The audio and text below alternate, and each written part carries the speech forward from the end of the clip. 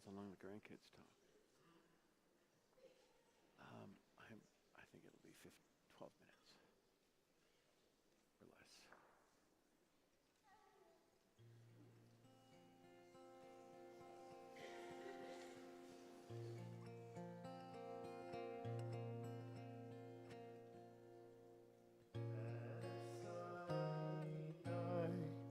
El Harim, Me'ayin Yavo Ezri, Esainai, El Harim, Me'ayin Yavo Ezri, Ezri Me'im Adonai, Oseh Shamayim va'aretz, Ezri Me'im Adonai, Oseh Shamayim va'aretz. I lift my eyes up to the mountains. From where does my help come? I lift my eyes up to the mountains. From where does my help come? My help comes from Adonai, maker of heaven and of the earth. My help comes from Adonai, maker of heaven and of the earth. Esainai, El Harim, Me'ayin Yavo Ezri. Esainai, El Harim, Me'ayin Yavo Ezri. Welcome. I'm Rabbi Emily Hyatt. This is Steve Brodsky. We're joined by Rabbi Black and Rabbi Foster to say goodbye to Henny Kaufmann, who has been an enormous presence in this community, in this building, in this sanctuary, in this family for decades. Before we begin, just a couple of reminders. If you have not silenced your cell phone, we invite you to do so. If you need to use the restroom, you'll go out those blue checkered doors and turn to the right. We have an accessible all-gender restroom at the end of that hallway to the right. In case of emergency, there's 4 ways to get out of this sanctuary in the corners with green exit signs, push hard, or you can go back out the way we came into the foyer and through the glass doors.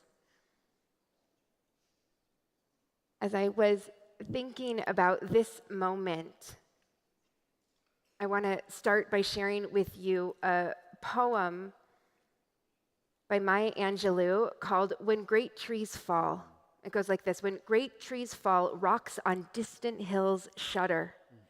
Lions hunker down in tall grasses, and even the elephants lumber after safety. When great trees fall in the forest, small things recoil into silence. Their senses are eroded beyond fear. When great souls die, the air around us changes. It becomes light and rare and sterile, and we breathe, but differently. And our eyes see with a hurtful clarity, and our memories are sharpened. Great souls die, and our reality, which is bound to them, takes leave of us. And our souls, which are dependent on their love, shrink a little.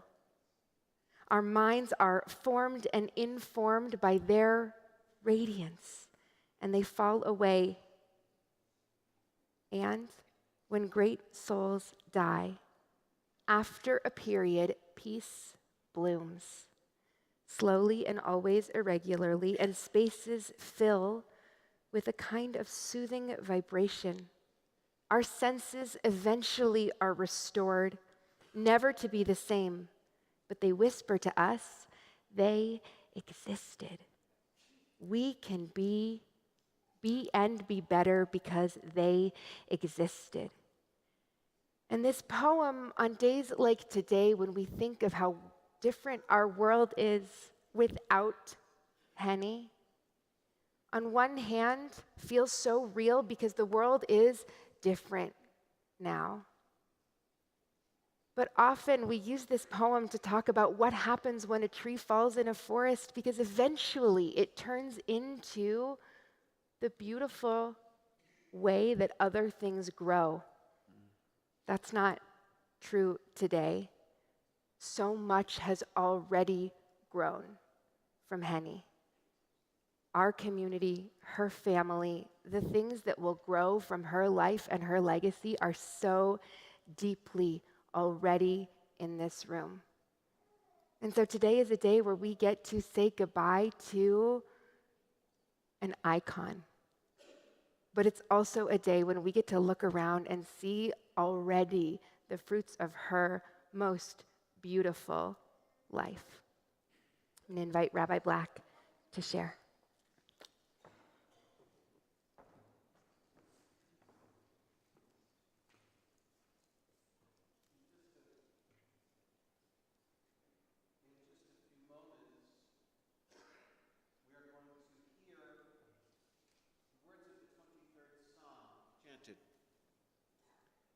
And this poem is a reflection on how that psalm impacts our lives.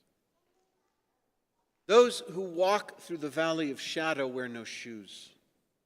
Their feet are cut and torn as they stumble through the darkness.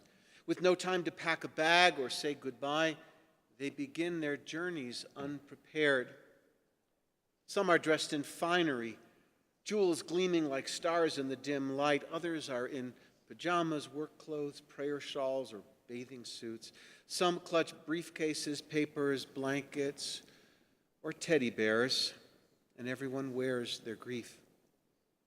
With each cautious, painful step, they move further into the abyss. The chasm narrows. Stretching out their fingers, they trace the grooves carved by previous pilgrims, handholds hewn into the cold canyon walls. Sometimes they march in silence, and other times, singing hauntingly beautiful melodies, their voices echo to the very vaults of heaven. The river that created this place does not flow from on high. It was formed and filled by the tears of those whose bruised souls traverse the trail. No one walks alone here. Stumbling pilgrims are quickly caught and held aloft by those who travel beside them. They are caressed and carried through the brambles and branches that, unexposed and hidden from sight, add to the chaos and confusion of the journey. In time, for some, a light appears in the distance, piercing through the veil of darkness. Hope, long buried, rises to the surface like a beacon, and with it, the weary marchers ascend to find a world that has been changed forever by their absence. They return with pale faces and broken hearts. But now, as experienced travelers, they will always have a suitcase packed and ready.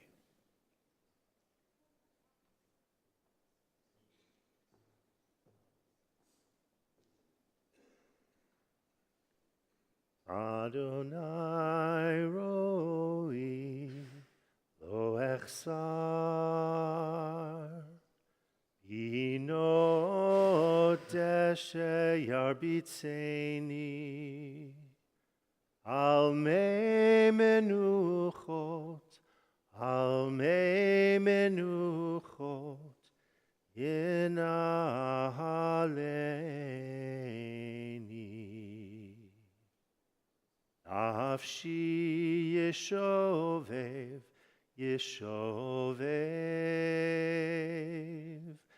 Yancheni v'magle tzedek, Yancheni ומגלי צדק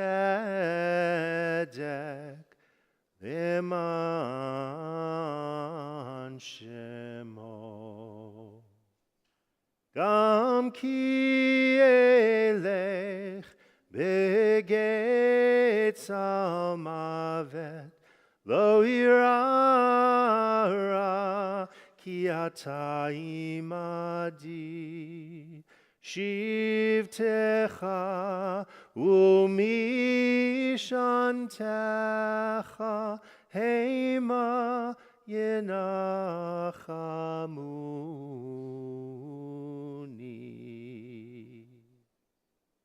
תערוך לפני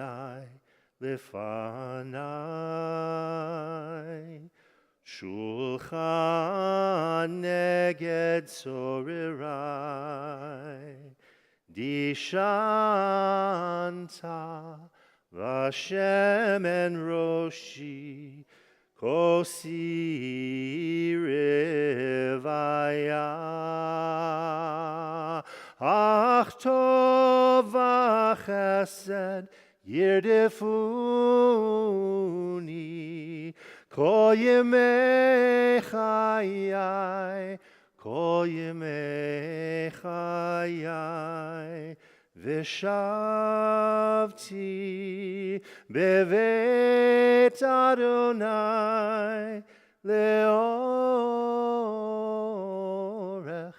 ימים.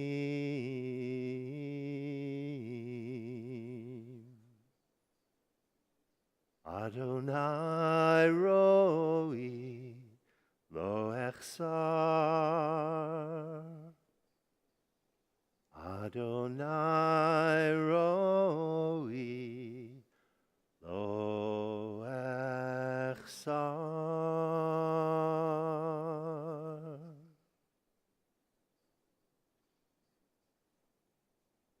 God is my shepherd, I shall not want.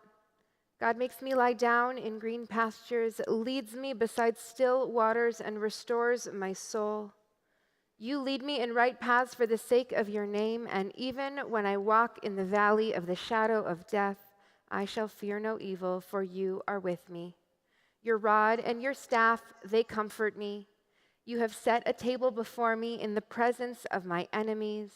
You have anointed my head with oil, and my cup overflows. Surely goodness and mercy shall follow me all the days of my life, and I shall dwell in the house of God forever.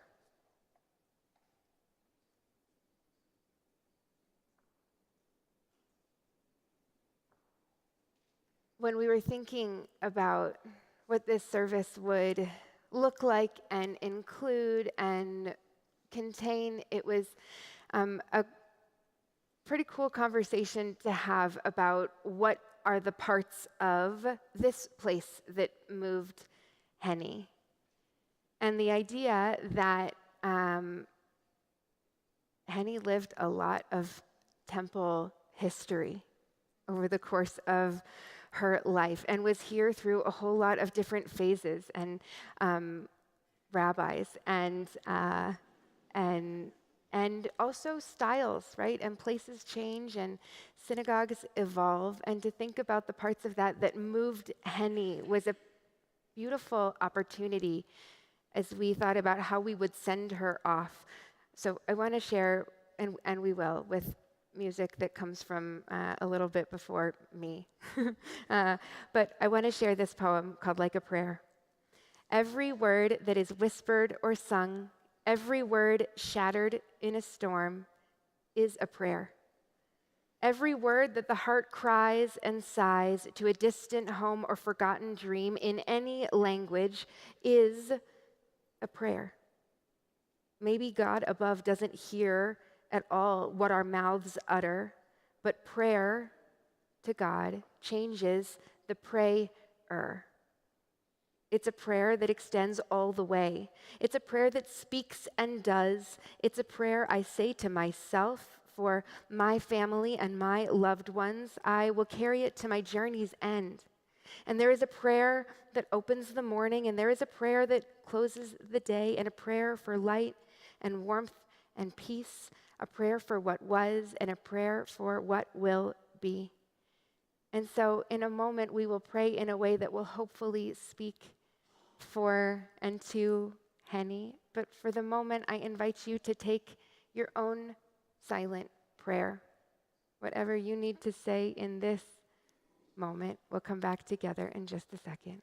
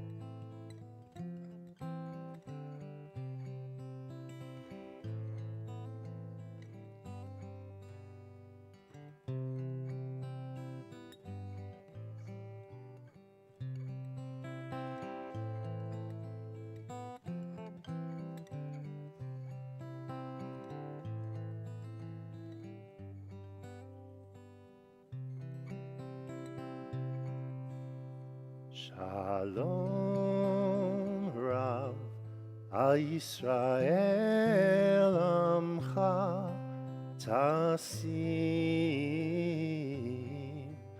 Leolam. Shalom Rav al Yisrael Amcha Tasim Leolam. Ki atahu melech Adon bechol hashalom. Ki atahu melech Adon bechol hashalom. V'tov be'einecha levarech et amcha Yisrael bechol עת ובכל שעה בשלומך.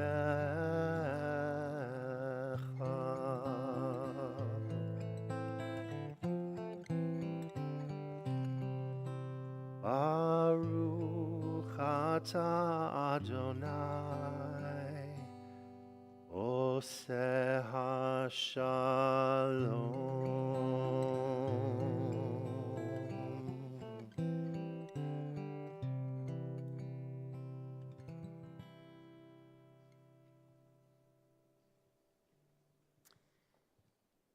So, just a moment, we are going to get to hear from a number of people who are going to help us to tell the story of Harriet Henny Kaufmann. And it's quite a story. But I thought, as we begin the process of that, both opportunity and also privilege and also obligation, I would tell you how the story ends. It's kind of wild to be holding this giant book of Henny's life and know that the only reason that we get to talk about it and tell that story at all is because we have reached the end of it. So I had an enormous privilege of seeing Henny on her last day with us. And I got an even bigger privilege of having just a moment alone with her. And there had been a lot of people that were around and with her and who loved her, and people were calling, and it was like the most Kaufmann, Seidel, Judd crew, right? They're like giant group of people, and it was beautiful. And then I got just a second with Henny. And I said to her, Henny, how you doing? Where are you at? And she said, I'm so ready. And I said, I think I see that, the book, it's all written. Is there anything else that you need to go at the end of the book that hasn't happened yet? She said, these are the last words. This is it. And this was the end of it.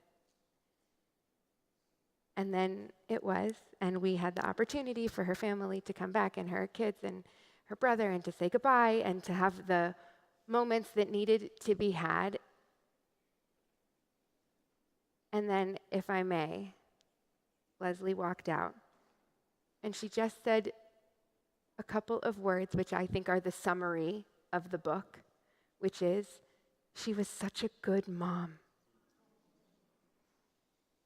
And I don't know what else there is to put as the words at the end of the book of a woman who was such a good mom and a good friend and a good sister and a good grandma and great grandma and a wonderful leader and a brilliant human. And so, as we sit here knowing that that book has closed, I think Richie actually said, you guys are spending a lot of time giving eulogies and talking about all of this. She was a wonderful person who loved her family and who loved her friends. Let's go. Which is fairly accurate. I think that's what the summary of all of it is, that she loved her people and had room for all of them, and that at the end of the day, she owned the end of her story and left when she was ready, which is very Henny.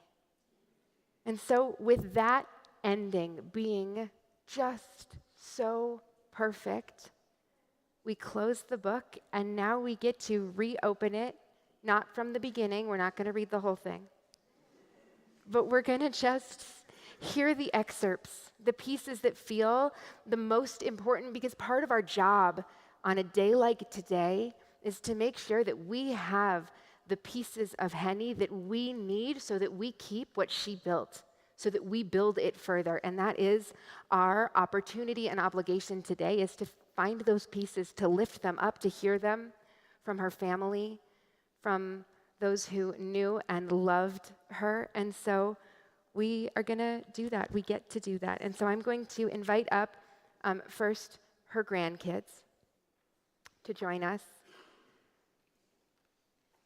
and to begin to tell the story of Henny.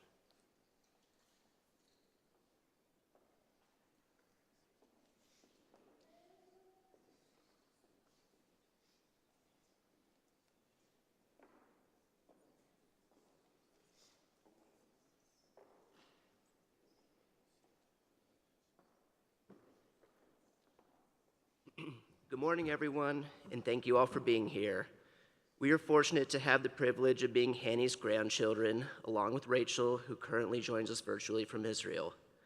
We are grateful to be a close-knit group, in large part thanks to our Grandma Henny's strong presence as the matriarch of our family and the connective tissue that held us all together for decades. Growing up, our weekly tradition of gathering at our Grandma Henny's home for family dinners, as well as skiing together in our family's mountain home, created countless shared memories. We each had a special and warm relationship with her, and we would like to share some of our experiences and memories of our beloved Grandma Henny with you. So I will start us off. My name is Brandon Kaufmann. I am Henny's oldest grandchild. Growing up, my Grandma Henny was my proverbial center of gravity in life. I can trace back my most cherished interests and closely held values to the ones that she instilled in me. First, and most notably important, is my love for skiing. I've been skiing for as long as I can remember, and just about as long as I've been able to walk. This is in large part thanks to our Grandma Henny and Pop-Pops building a strong passion for skiing themselves and creating a family space to enjoy skiing together. A lot of people can brag about the amount of powder they found on the mountain or the most remote places they've skied.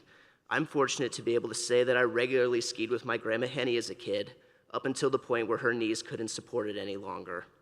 I'm so grateful that I was able to enjoy the mountains in this special way with her. It helped me build my own passion for skiing. My experience of being able to ski with her is a perfect example of her youthful fun and playful spirit. She connected with her grandchildren and with many young people by living with joy and ensuring every moment was a fun moment.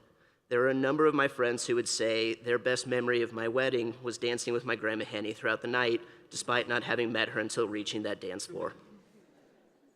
My Grandma Henny dancing the night away demonstrates how she is an incredible support system for her grandkids, No matter what our event was, she did her best to show up and show us love in the most amazing way possible.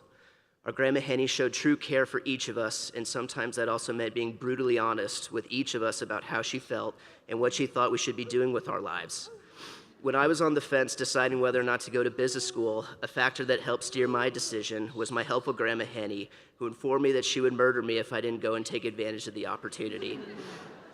I'm glad she gave me this nudge, as it's that school where I met my wonderful wife, Hillel. One day in grad school, my Grandma Henny called me seemingly out of the blue to tell me that when I'm ready, I could use the ring she wore during her marriage to propose to Hillel. I never had discussed getting married with my grandma, and it wasn't something that I was yet discussing with Hillel either. It was a powerful moment of not only honor, but also of the realization of support from my Grandma Henny to take this important next step in my life. It was an incredible experience of Basheret when we took Yael to get sized in Henny's rings, only to learn that they did not need adjusting. I will always be thankful to Grandma Henny for being the center of our family. She was the center of my values and the way I conduct myself in life. Few have had as strong an impact on me as my Grandma Henny, and I'm so grateful for our relationship and friendship that I will never forget, and I hope to pass on Henny's way of living life to my daughter, Henny's first and hopefully not only great-grandchild, Rose.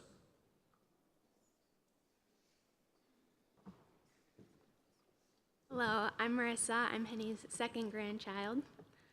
Something you may not know about our Grandma Henny is that if she could have traded places with anyone in the world, it would have been Queen Elizabeth of England.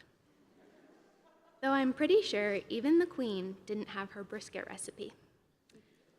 As we reflect on her life, we realize she didn't need a crown or a royal title because to us, she was already a queen in her community, the undisputed queen of the mahjong table, and above all, the beloved queen of our Kaufmann family.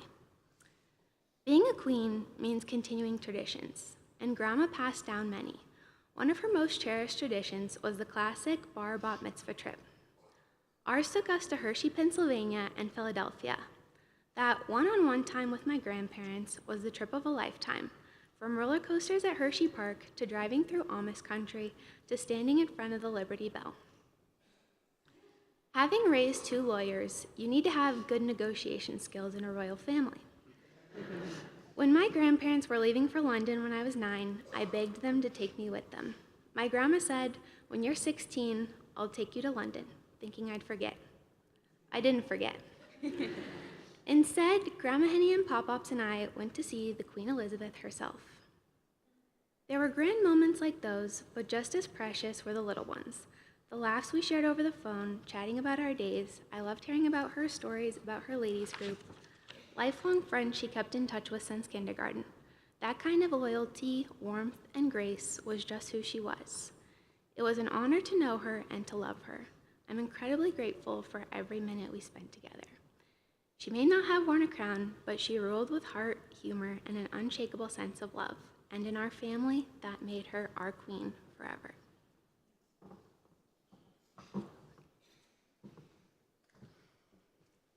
Hi, I'm Leah, Mrs. Hannah, and we're Leslie's daughters. Hannah and I could spend all day and many more days talking about all the things we loved about Grandma Henny. Her mental and physical strength, her caring nature, her matzo balls, her sense of humor, and our shared love for dark chocolate. She brightened up every room she walked into with her poised and sparkling smile. She was witty, hilarious, and would never turn down a good scoop of ice cream. She was a voracious reader and always had a new book recommendation for me. She also had an acute ability to read people. She knew when someone was sad or upset or how to cheer them up.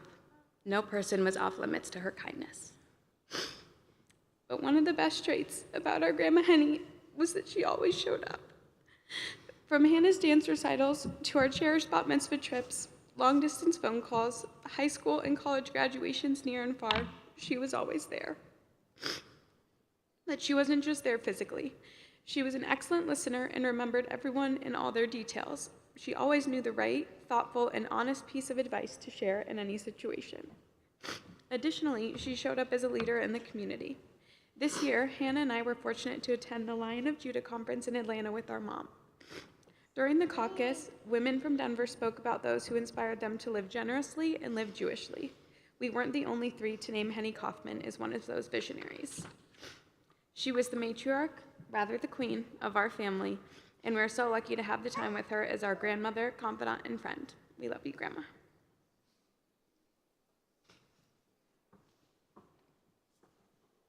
Hi, I'm Alyssa. I'm the youngest, and Rachel, as you guys know, is on birthright right now, but she wanted me to read this for her. Life is short. Eat dessert first. These wise words from my Grandma Henny were first spoken to me when I was very young, and I took them to heart immediately, where I've kept them ever since. I still remember one of my first sleepovers at Grandma and Pop-Pop's house. To my surprise, Grandma insisted that we go to Dairy Queen for ice cream before dinner. That set the tone for many sweet traditions to come, quite literally. Over the years, we had countless Dairy Queen runs together, always bonding our shared love for root beer floats and dark chocolate. Much to my parents' dismay, I truly did take her advice to heart. And to this day, I still sneak a piece of chocolate before meals. But Grandma didn't just teach me to eat sweets. She taught me how to see the sweetness in life. We bonded over so many of life's other sweet joys. She knew how much I loved Harry Potter, always reading the books or watching the movies. We went to the symphony together, one time even to hear a live performance of the Harry Potter soundtrack. My grandmother and I shared a joint love of classical music, whether it was at the symphony or at a music festival in Vail or Aspen. If you knew my grandmother, and if you know me, you know we were both voracious readers. We constantly traded book recommendations. It was so amazing to share a love of reading with my octogenarian grandmother. She would read all of mine, even if it was a children's fantasy novel. Far from her usual mystery genre. She wanted to read what I loved because she loved me. I'm still a little perturbed she didn't like the last book I recommended, a mystery book about the Met Cloisters Museum in New York City called The Cloisters by Katie Hayes. We also shared a love of fashion and the people who wore it, whether it was Kate Middleton and Princess Diana, Audrey Hepburn, or even the latest Kardashian look at the Met Gala. We always had something to talk about. I would call her multiple times a week, showing her the art I was studying or a Judith Lieber purse I'd seen in an exhibit. And she was always interested, always engaged, because we shared a way of looking at the world. Grandma Henny taught me to see beauty in all things. When I walk down the streets of Rome, of Israel, or even just New York City, when I see a beautiful painting in a museum, hear a string piece of music, or notice a sparkling Judith Lieber purse, I think of our long conversations. We would talk about what we saw in intricate detail, savoring not just the beauty, but the joy of noticing it together. Because of her, I will always carry that wonder with me. I always find and appreciate that sweetness in life. And yes, I'll probably keep waking up in the morning and popping a dark chocolate non-peril in my mouth thinking of her. Grandma, I love you. Thank you for teaching me how to find beauty everywhere. I will live my life to the fullest, eating sweets whenever I feel like it, listening to classical music, and getting lost in an amazing book. And dancing the night away. For you, always for you. And then that was Rachel's, and then this is mine. Grandma Henny lived and died being exactly who she was. She and I shared something really special. Every week, I sat next to her at family dinner. That seat was mine. Week after week, I'd update her on my life and show her pictures of me and my friends. Whatever was going on, I couldn't wait to share it with her. And she was always excited for me, no matter what it was. She always told me that one day I'm going to conquer the world. She always believed in me, even when I didn't believe in myself. A little over a year ago, she told me she was going to live just long enough to see me graduate. And she meant it. Here we are, 2 weeks later. She had done what she came to do, and in classic Grandma Henny fashion, once she knew everyone was going to be okay, she was done and got out of here. That was her, direct, no nonsense, and intentional. Always clear on what mattered to her. And at the very top of that list were her grandchildren. She listened to me yap about anything and everything. even when she couldn't care less about the topic. That's how she loved, with her time, her full attention, and unwavering presence. She understood me like no one else did, except for when I talked too fast. Then she'd stop me and say, "Slow down." Some of my earliest memories with her are in the kitchen, making matzo balls. She had her own way of doing things, and she made sure I never forgot the most important part, schmaltz. This year, my mom and I made them without her for the first time. At Passover, she tried them, and she said they were delicious. She taught me how to lead with love, how to speak with intention, how to show up for your people, and how to do it all with dignity and heart. I miss her already, but I know she's still with me. When I make matzo balls, when I sit down at the table, in the way I'll talk, I'll work on talking slower, and in the way I show up for the people I love. Thank you, Grandma Henny, for everything. Zichrona livracha. May her memory be a blessing.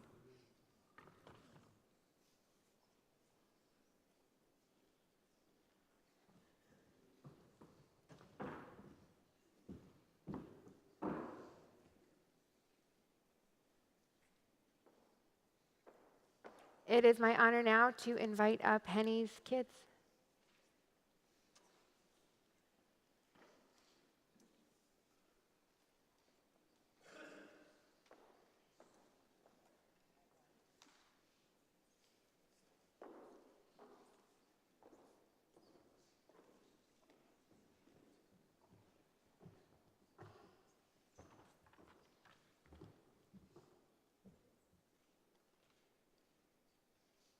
We are Henny's kids: Leslie, the favorite princess, Robert, the mischievous one, and I was the perfect child.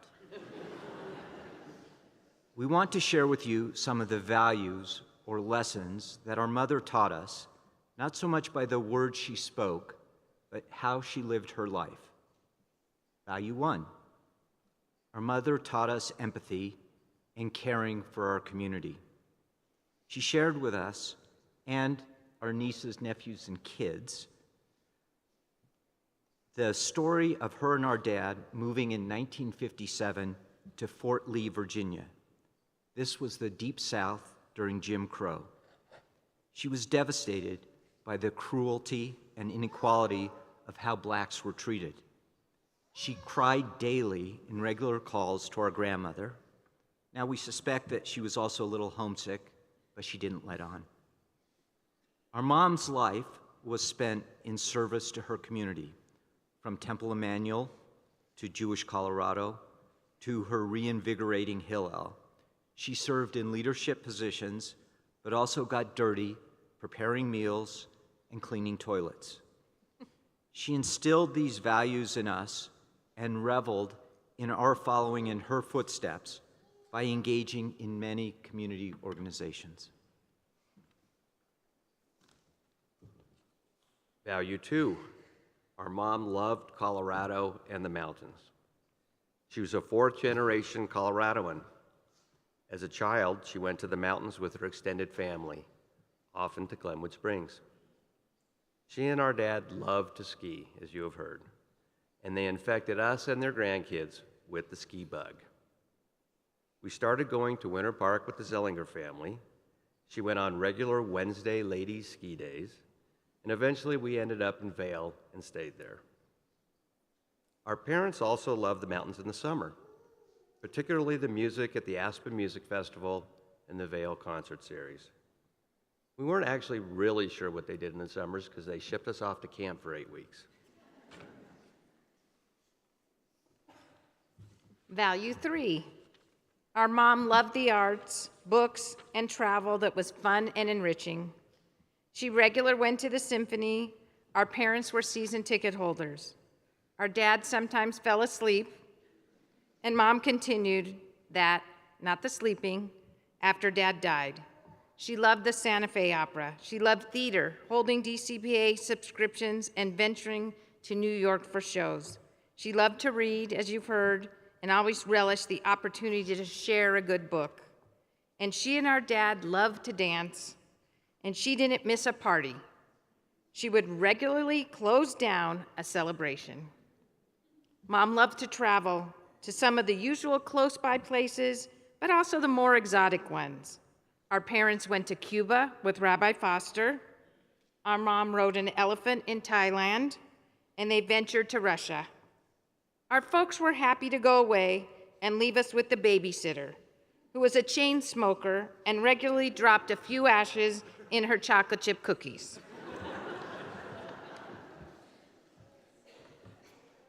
Value 4, Henny taught us resilience. She broke her leg skiing in Aspen when Stephen was in 4th grade, I was in kindergarten, and Leslie was just running around potty trained. She rode back in the back seat of the station wagon as Dad drove down the hill to Denver for surgery on 2-lane rugged roads. This was all before there were 4-lane superhighways and mega surgery centers in Aspen and Vail.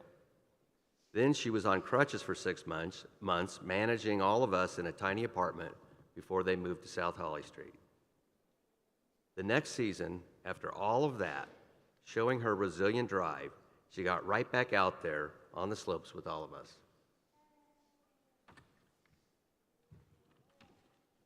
Her mom had health problems that she fought and conquered: breast cancer and heart issues. And she had later falls and accidents and still carried on. Even when she lost the use of her legs, she persevered. She never missed, as you heard, high school or college graduations for any of her grandkids, including, as you heard, Alyssa's high school graduation just a few weeks ago. Value 5. Most important, Mom taught us love of friends and family. Elementary school classmates were her friends for life. Sisterhood at Temple Emanuel provided her connections to friends as well as the institution that she loved. She embraced her women's support group, called the Boo Group, for over 40 years, and they embraced us. She started a catering business with her close friends called Just Cooks, and 2, it was a social connection. Our friends became her friends, and she reveled in the achievements of our friends' kids.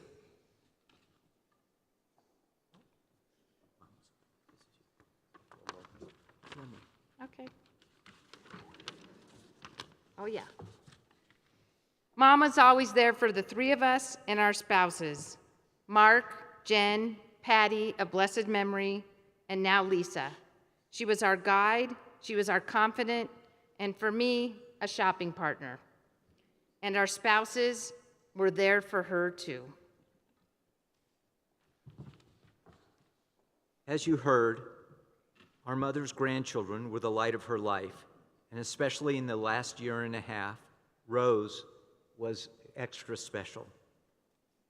Uncle Art, Aunt Kathy, Richard, and Gina and their families were our family, and we were regularly part of our lives and celebrations, and we were part of theirs, and they were part of ours. We don't live in the same city as Aunt Carol, Jill, and Wendy, and our Uncle Norty of blessed memory. But Mom made sure that we were just as connected with them. It was often by planes, trains, and automobiles to Oak Park and River Forest, Illinois. Mom, thank you for sharing these values with yourself with us. We will hold these life lessons tight as the months and years go on with you in our hearts. We love you.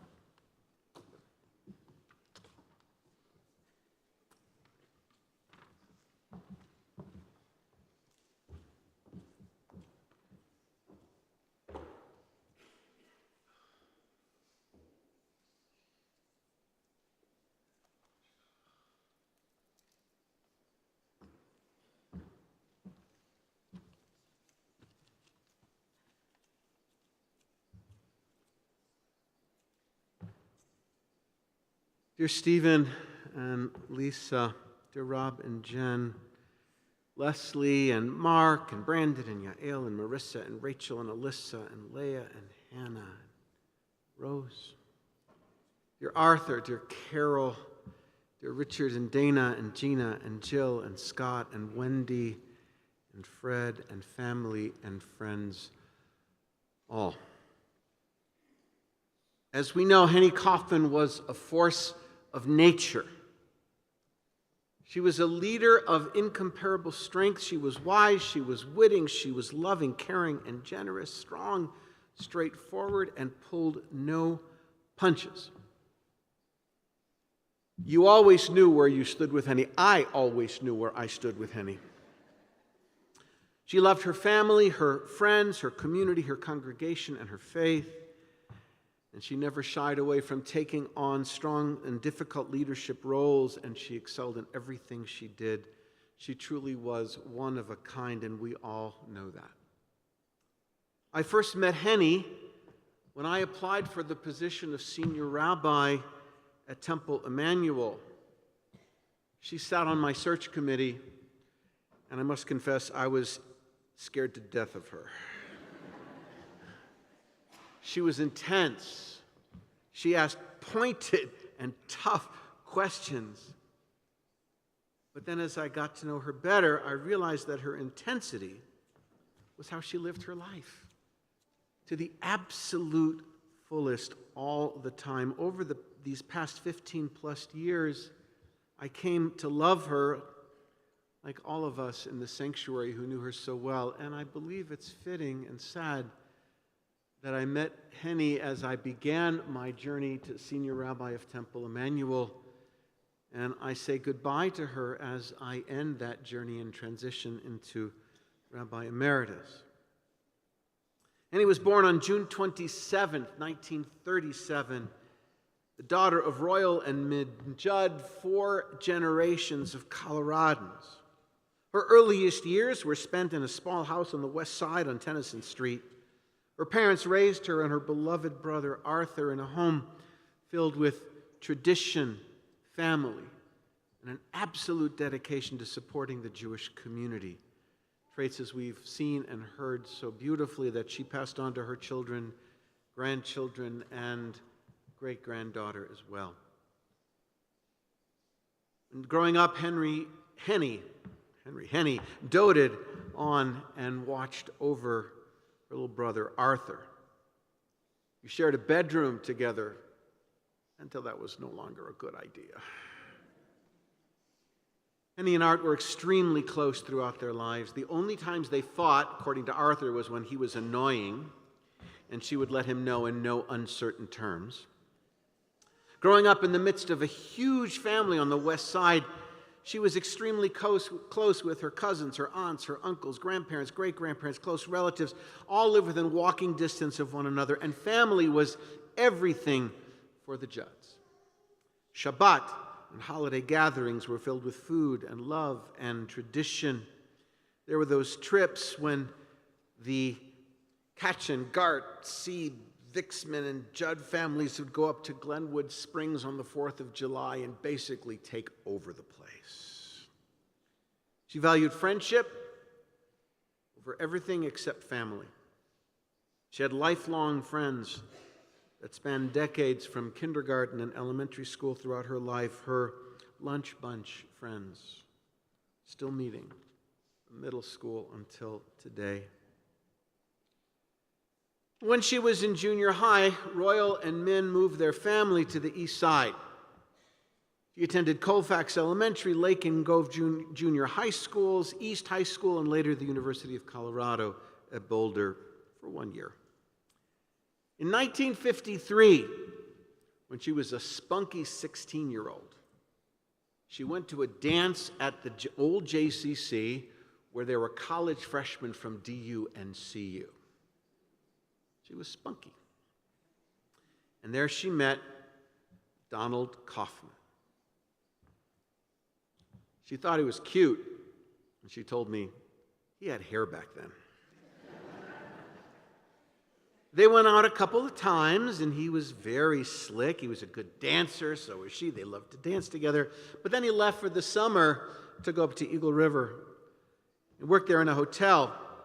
And then he came back at the end of the summer and visited Henny at home, and he knocked on the door, and her mom opened the door, and she said, "Mrs. Judd, I'm Donald Kaufmann. Don't you remember me?" And Min had no idea who this tall man was who had grown 5 inches over the summer. Donald's growth spurt served as a cruel hope for all of the Kaufmann boys who, alas, received the Judd height chains. She graduated high school in 1955 and said went to CU for one semester, came back, didn't want to be in Boulder, didn't want to be away from her family. And she and Donald were engaged in the spring of 1956. They were married at the Alliance by Rabbi Lederman on September 2nd, 1956. Donald's sister Carol and brother-in-law Nordy of blessed memory went on their honeymoon with them to Vegas. And then Henny and Don moved on to California for some private time together. They began their life together in a small apartment on the corner of 8th and Cherry. The next March, as we heard, they moved to Petersburg, Virginia, Fort Lee, so that Donald could fulfill his commitment to the ROTC. And it was 6 months that Henny hated with a passion. She couldn't deal with the heat or the bugs, but what really bothered her, as we heard, was the segregation. They came back, and they moved into that house on 828 South Grape Street. Henny and Don loved to have fun together. And they did. So many friends, so much family. And they began their own family. Stephen was born in 1958, then Robert in 62, and then Leslie in 65. And the whole family would get together, starting a tradition that continues to this very day, first at the Judds for Shabbat dinner, all holidays, except the high holidays when they went to the West Side and they went to the Alliance. The focus was family, parents, and everybody sat at a long, big, beautiful table together.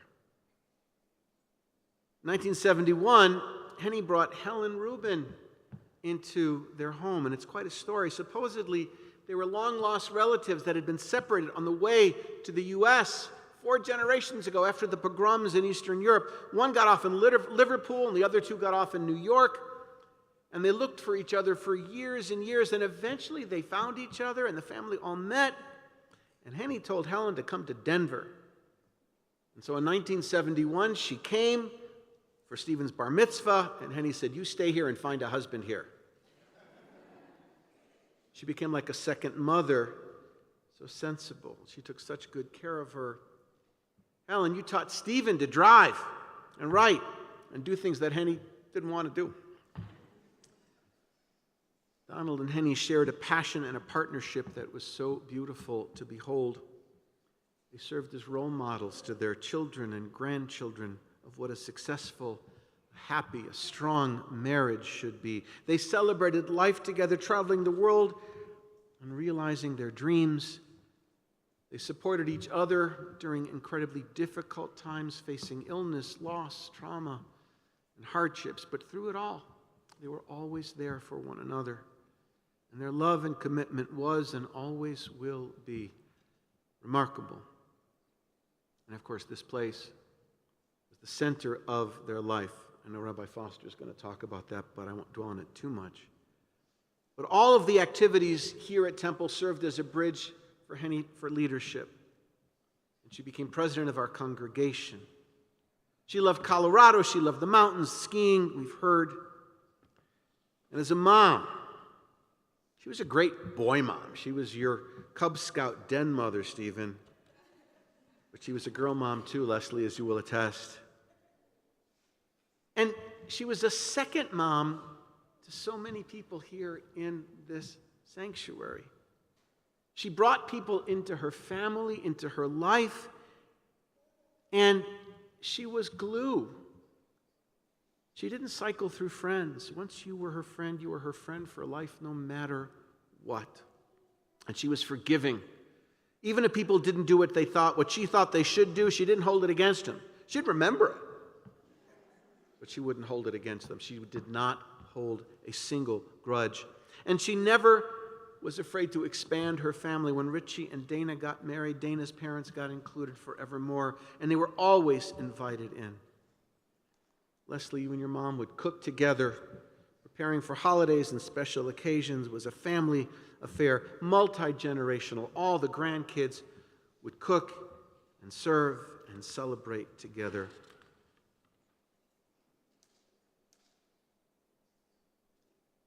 She loved her grandchildren. She loved her great-grandchildren, as we've heard, with a passion. She loved to dance. I remember the B'nai Mitzvah parties, yes, where she was the last person on the dance floor. She wasn't a huge drinker, but she'd shut down every party. And she had a very close relationship with all of her daughters-in-law. She loved Patty, and her loss was so excruciating. And she was so grateful, Lisa, that you came into Stephen's life. And Jen, she loved you so much. You had such a remarkable relationship. And your parents as well. And Mark, you met Henny before you met Leslie at a Federation meeting. She was on the board. And you'd remember how at the end of the meeting, she'd thread the needle and solve the compromise. Did anyone ever consider this? And of course, that was the way to do it. And you were so impressed with her that you married her daughter. Think about that.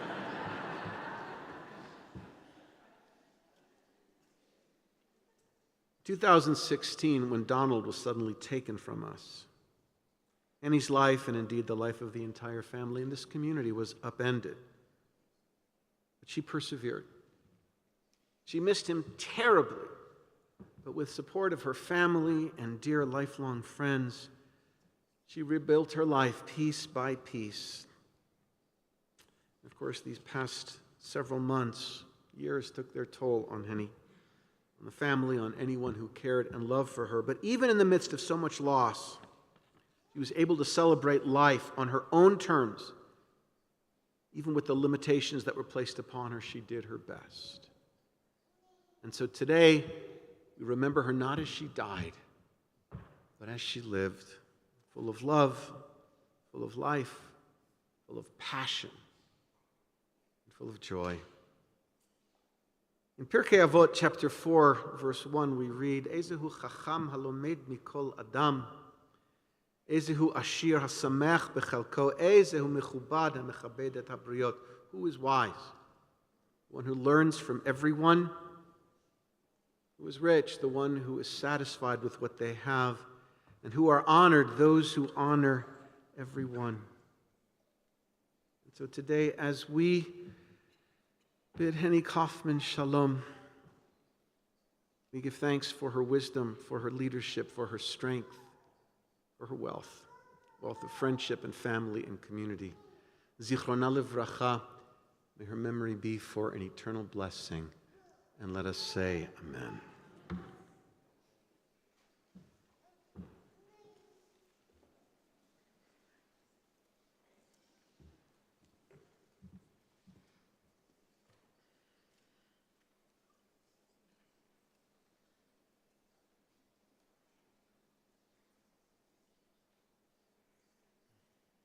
Eloheinu v'Elohei Avotenu, our God and God of all generations.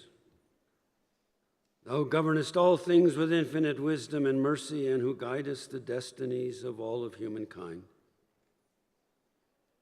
As a parent have you loved us and showered your blessings upon us. Therefore we shall not murmur even when sorrow befalls us. But with humility and unfaltering trust we shall accept your decrees. In joy and in sorrow alike we praise your goodness and acknowledge your justice. You remember that we are but strangers upon earth. Like a shadow, our life flees away. Help us, O God, so to walk in your sight. When the few years of our earthly pilgrimage are ended, we may be ready to meet our end with tranquil mind. To thee we look for comfort and strength when one of our beloved is taken from us, and a link is broken in the chain of love which binds us together. Though we walk in the valley of the shadow of death, we shall fear no evil, for you are with us. Praised, O eternal our God, in all your dispensations, and sanctified be your name, now and forevermore. Let us all say together. Amen. Beloved family, dear friends, in some ways it's good to be the last. And in some ways, depending on how you're feeling, it's not so good that the old rabbi is first or last. But I promise you, I just want to add a few words to these magnificent words that have been shared with all of us about this, this force for good in this community and in our lives for all of us. I mean, we're not here today just because we want to pay our respects. We're here, yes, to offer condolences to a family that's grieving. But we're here because she made a difference in our lives, for all of us. Rabbi Black spoke about the fact that he met Henny when he first came here, because she was on his search committee. It's true. We met Henny about the first week we were here, and she wanted us to know her family. So she invited us to the house. We sat in the backyard. Leslie was about 5. And then, Stephen, you were probably about 11 or 12. And Rob, whatever the difference is between the two of you, it's 3 or 4 years. I don't know. To me, you're the same, you know. And of course, my children were very old. When we moved here, Danny was 17 days old, and David was 22 months old. So it's a long time ago, because Danny served as president of this congregation just as Henny did. So we have been a part of her life, but she has been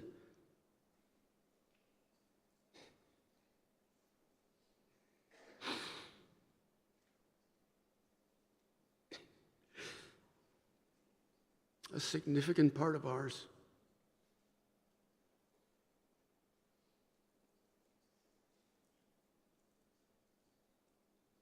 She helped me personally in so many ways, and I'm grateful. And I know I'm not officially a mourner, I understand, but I mourn too, just like all of us. I've been watching people with their handkerchiefs and their Kleenex, because Henny made such a difference, a profound difference in all of our lives. And I was also with Henny just as Rabbi Hyatt was the last day of her life. And we had similar opportunity to talk with her. And she wanted to talk privately. And I think part of it was, as she said to me, "Yes, I'm ready." She said that to Rabbi Hyatt as well. "I'm ready. And I want to go." I think there are a couple of reasons for that. Number one, she did not want to be defined by the last year of her life. And if she had done what everyone had said to her, "We want you to continue to," of course you want her to continue to live. But if she had done that, in other words, if she had taken every opportunity that medical science gave to her, she would have been defined by the end of her life, and not by the tremendous way in which she affected everybody. I'm glad you talked about values as her children, because that's what we will all remember. Her values, how she lived them, how she taught them. She did not want to be remembered as basar vadam, that's true, as flesh and blood. She wanted to be remembered by the actions that she performed.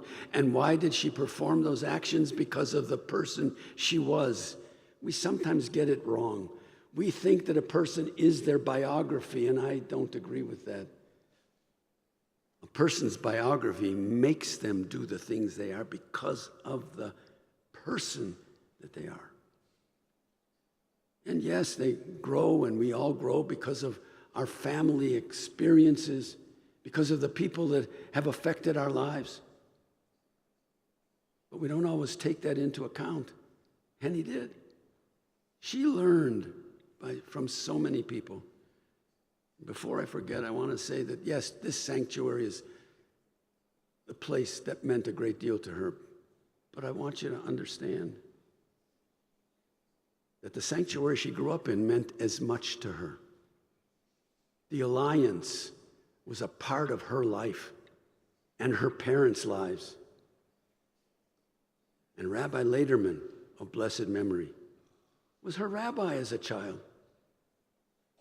And she cared because she was loyal to him in life, just as she was loyal to all of us.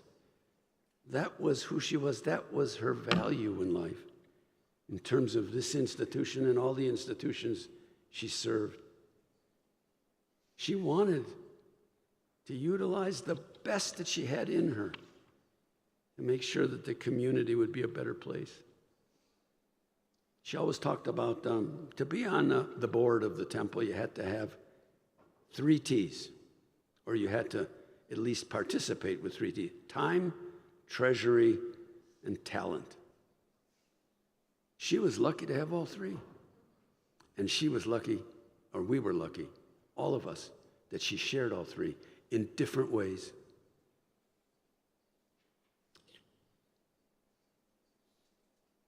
So it's not only a story about her life, it's a story about our lives and how we can continue to remember who she was in life, in the best parts of her life, how she passed it on and continues to pass it on. I hope your daughter will see this tape sometime when she's a little bit older, and that maybe she'll share it with that generation, because that is the way that they will remember her. She won't remember her, obviously. But it's up to you, Brandon, and to the parents of this next generation to make sure that they know who she was by sharing it with her, with them, because that is what this day is about. I want to thank those who gave these beautiful eulogies today, but I want to add I promise, just a couple more. I mean that. She was a person whose life was about relationships, human relationships. And that was so important to her. Yeah, she was caring and loving. And if you think you're the only one, Rabbi Black, who got her direct responses, you weren't. And it wasn't just the rabbis, it was everybody. We all. And nobody wanted to get the Henny look. And we all got it from time to time, because she wanted us to be better as human beings as she saw us. And so she was direct. And she was the person who did what had to be done, no matter where it was and when it was. Yes, she was wise. She had a commitment to the system of belief that was hers. It wasn't just to get things done. It was because she really believed that somehow or other her leadership could make a difference in this community. But it wasn't directed upon herself. She did what she did because she thought that helping others to participate in the same way she was would make this community a better place, and it was. She was a forgiving person, and we all know about that. She was the role model, and above all, she was present for everybody, truly present. It wasn't just being there. It was she could tell us and help us to understand what we were all about as human beings. And I truly think that she made us better for her presence. A long time ago, she said to me, she said, "You remember that poem you read at so-and-so's funeral?" I said, "Yes." She said, "When I'm gone, I want you to read that at the end of your eulogy. Because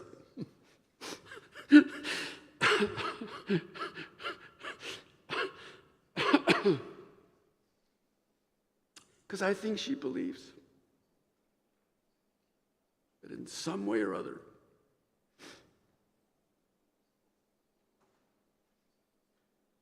she would be the person in this poem. It's called The Messenger. I am closer than ever before. As the morning sun rises and throughout the busy day, I am with you. until the setting sun disappears on the horizon and we watch the day turn into night, I am here. You may feel a faint breeze stir around your head while you slumber as I gently kiss your forehead goodnight. The stars that shine so brightly in my heavenly sky help me watch over you and keep you from harm. I am the wind in the trees and the song of a bird. I am moonbeams in a midnight sky and a glorious rainbow after the storm. I am morning dew and a freshly fallen snow. I am a butterfly flying overhead. I am a smile on a stranger's face, a gentle touch, a warm embrace. Listen to the wind for my message of love. Watch the sun rise and set in the sky with me. Feel my essence encircle you with warm memories.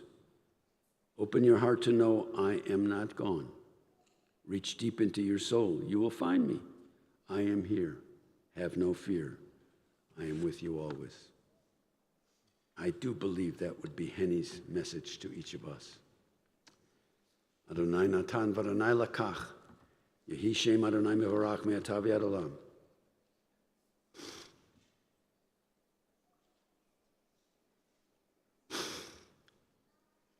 God has given.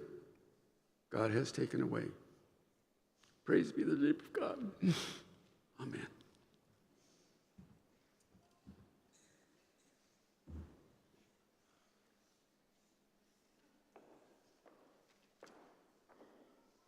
And so we close the book on the life of Henny Kaufmann, knowing that in 5 minutes we'll pick it back up and flip through it, and it will not be the kind of book that we put on a shelf. It will be the kind of book that we carry around with us, and it is dog-eared and well-loved and read all the time because it's a story that really matters. And so we rise as we are able for our memorial prayer.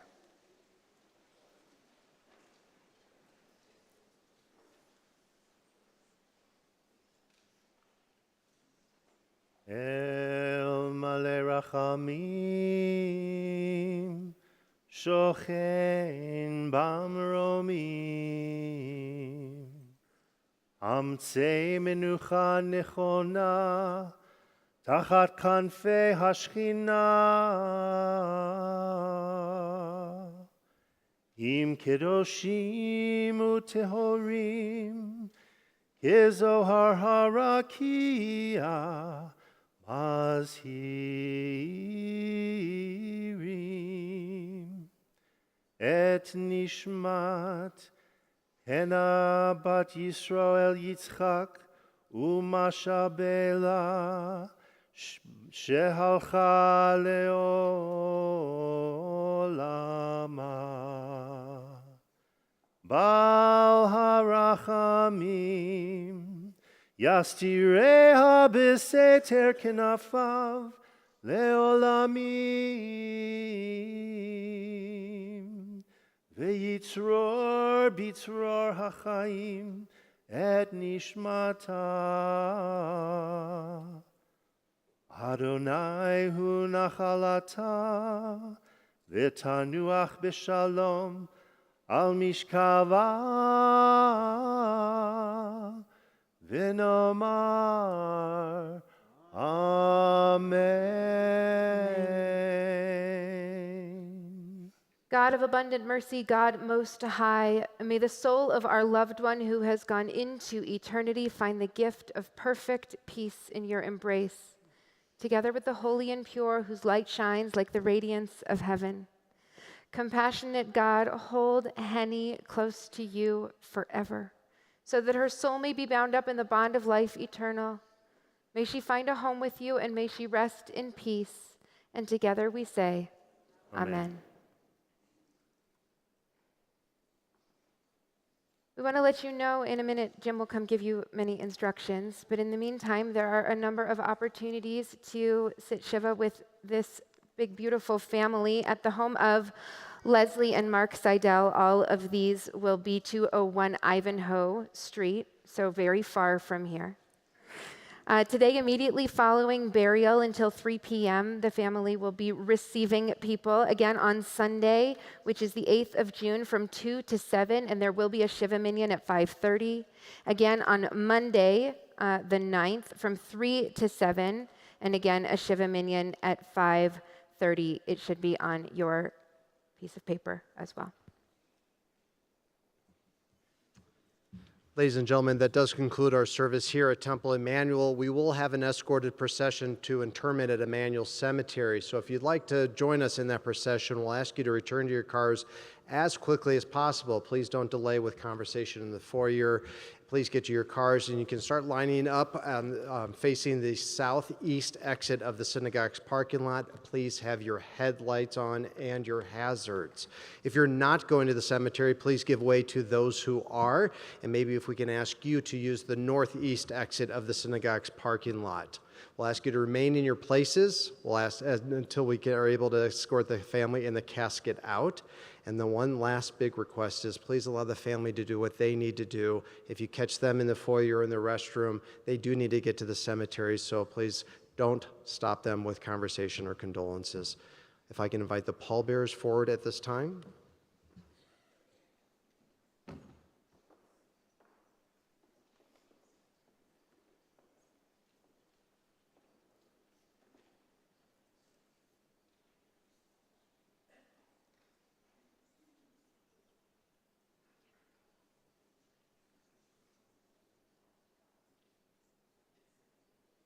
Kol amar kra v'amar ma ekra, kol abasar chatzir v'chol chasto katzitza sadeh.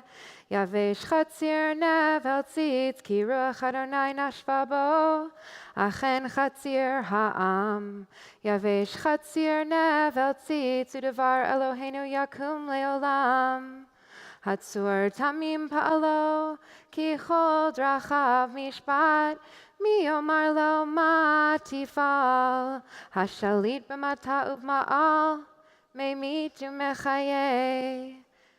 Hatzur tamim b'chol ma'aseh, mi omar lo ma ta'aseh.